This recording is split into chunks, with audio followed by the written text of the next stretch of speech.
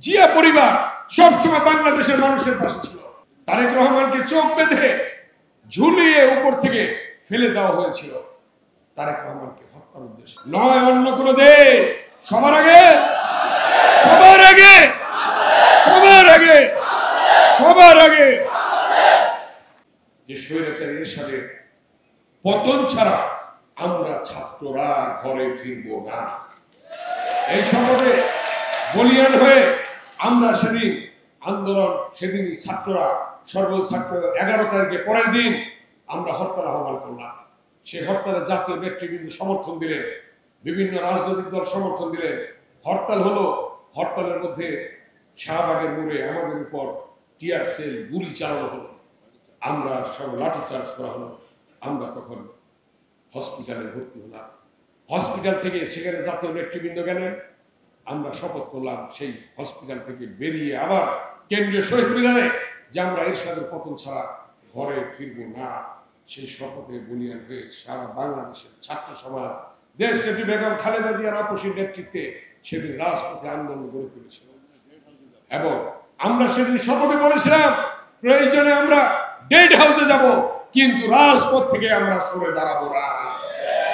এই বাক্য আমাদের ছাত্র নেতৃবৃন্দ উচ্চারণ করেছিলেন সেদিন এই কথাটি। তাই সেদিন আন্দোলন সফল হয়েছিল। শহীদ জিয়াদের তার যে স্বপ্ন ছিল সেই স্বপ্ন পূরণ হয়েছিল এবং এরশাদের পতনের মধ্য দিয়ে এবং দেশনেত্রী বেগম খালেদা জিয়ার আপসীর নেতৃত্বের কারণে সেদিন আমরা দেখলাম সারা বাংলাদেশে বিএনপির জোয়ার। বেগম খালেদা জিয়া ক্ষমতায় আসলেন, প্রধানমন্ত্রী হলেন, দেশ পরিচালিত হলো। কিন্তু এর পরবর্তীতে অনেক ষড়যন্ত্র চক্রান্ত ছিল। যখন বিএনপির ভারপ্রাপ্ত চেয়ারম্যান তৎকালীন সিনিয়র যুগ্ম মহাসচিব তিনি নেতৃত্ব দিয়েছিলেন, তার উপর ষড়যন্ত্র চক্রান্ত হলো, 111 হলো, তারেক রহমানকে জেলে নিয়ে যাওয়া হলো। আমরাও সকলে জেলে ছিলাম।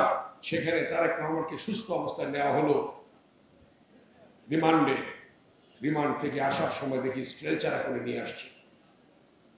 তারেক রহমানকে চোখ বেঁধে ঝুলিয়ে উপর থেকে ফেলে দেওয়া হয়েছিল তারেক রহমানকে হত্যার উদ্দেশ্যে ছিল। যেমনি ভাবে হত্যা করেছে নির্যাতন করে আরাফাত রহমান কপুকে, কিন্তু আল্লাহর অশেষ রহমত তারেক রহমান বেঁচে গেলেন, চিকিৎসার জন্য বাইরে গেলেন। তারপরে আপনারা জানেন ইতিহাস। জিয়া পরিবার সবসময় বাংলাদেশের মানুষের পাশে ছিল। কথাটা ঠিক কিনা? 1971 সালে 25শে মার্চ যখন পাকিস্তানি হানাদার বাহিনী এই ঢাকায় আক্রমণ করেছিল, হাজার হাজার মানুষ হত্যা করেছিল, তখন চট্টগ্রামের একজন মেজর সেই চট্টগ্রামের কালুরঘাট বেতার কেন্দ্রে গিয়ে বলেছিল, আমি মেজর জিয়া বলছি, স্বাধীনতার ঘোষণা দিয়েছিলেন জিয়াউর রহমান। এবং তার মধ্য দিয়ে সেনাবাহিনী, পুলিশ, বিডিআর, বাংলার দামাল ছেলেরা মুক্তিযুদ্ধে নেমেছিল। জিয়া পরিবার থেকে সেদিন নেতৃত্ব এসেছিল। এর পরবর্তী ইতিহাস জানেন, 90-এর আন্দোলন, দেশনেত্রী বেগম খালেদা জিয়ার আপসীর নেতৃত্ব হওয়ার কারণে সেদিন স্বৈরাচার মুক্ত হয়েছিল এবং গণতন্ত্র আমরা ফিরে পেয়েছিলাম। এবং এই 16 বছরের মধ্যে 1 দশক তারেক রহমান নেতৃত্ব দিয়েছে ফ্যাসিস্ট খুনি শেখ হাসিনার বিরুদ্ধে। তিনি বলেছেন দেশ যাবে কোন পথে, ফয়সালা হবে রাজপথে। সেই তার যে কথা, তার যে বক্তব্য সত্য প্রমাণিত হয়েছে। 52-এর ভাষা আন্দোলন, সেদিন সালাম বরকতের রক্তের বিনিময়ে রাজপথে ফয়সালা হয়েছিল। মায়ের ভাষা পেয়েছিলাম আমরা। 62-এর শিক্ষা আন্দোলন, ওয়াজুল্লাহ বাবুর রক্তের বিনিময়ে আমরা পেয়েছিলাম সেদিন শিক্ষার অধিকার, রাজপথে ফয়সালা হয়েছিল। 69-এর গণঅভ্যুত্থান, শহীদ আসাদের রক্তের বিনিময়ে সেদিন আমরা পেয়েছিলাম সফল গণঅভ্যুত্থান, সেদিন রাজপথে ফয়সালা হয়েছিল। 71-এর মুক্তিযুদ্ধ, রণাঙ্গনে লক্ষ লক্ষ শহীদের রক্তের বিনিময়ে সেদিন পেয়েছিলাম আমরা স্বাধীনতা, রাজপথের ফয়সালা হয়েছিল। 90-এর স্বৈরাচার বিরোধী আন্দোলন, জিহাদ, ডক্টর মিলনের রক্তের বিনিময়ে রাজপথের ফয়সালা হয়েছিল, গণতন্ত্র পুনরুদ্ধার করেছিলাম।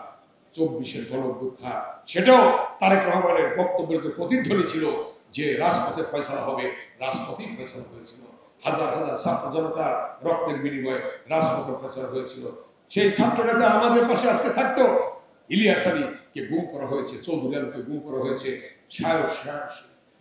শায়নকে গুম করা হয়েছে, এরকম ভাবে অনেক নেতৃবৃন্দকে গুম করা হয়েছে, হত্যা করা হয়েছে। তার মধ্য দিয়ে রাজপথই ফয়সালা হয়েছে।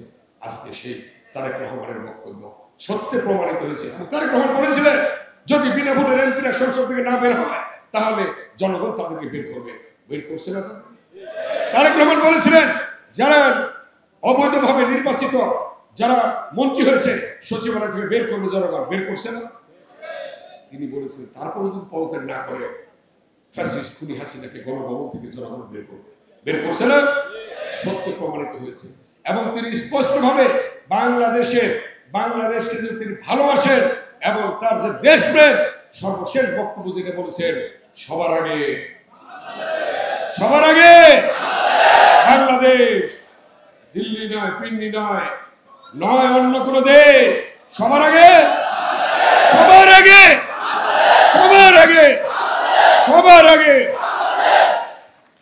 এই কথাটি তারেক রহমানই বলেছেন। তার দেশ প্রেমের উজ্জ্বল দৃষ্টান্ত প্রমাণিত হয়েছে আজকে। সবার আগে বাংলাদেশ। অতএব আজকে অন্তর্বর্তীকালীন সরকার হয়েছে, অন্তর্বর্তীকালীন সরকার প্রধান নির্বাচনের ঘোষণা দিয়েছেন যে ফেব্রুয়ারি প্রথমার্ধে নির্বাচন হবে। সেই নির্বাচন নিয়ে আজকে ষড়যন্ত্র চলছে। যারা পিয়ার পদ্ধতি চায় তারা বাংলাদেশে নির্বাচন চায় না। যারা পিয়ার পদ্ধতি চায় তারা বাংলাদেশে গণতন্ত্র চায় না। আজকে আবার গণভোট নিয়ে তারিখ নিয়ে উল্টাপাল্টা করতেছে, কথাবার্তা বলছে। তাদের কি আজকে নির্বাচনটা হলেই কিন্তু তাদের মাথা বলি শেষ হয়ে যাবে।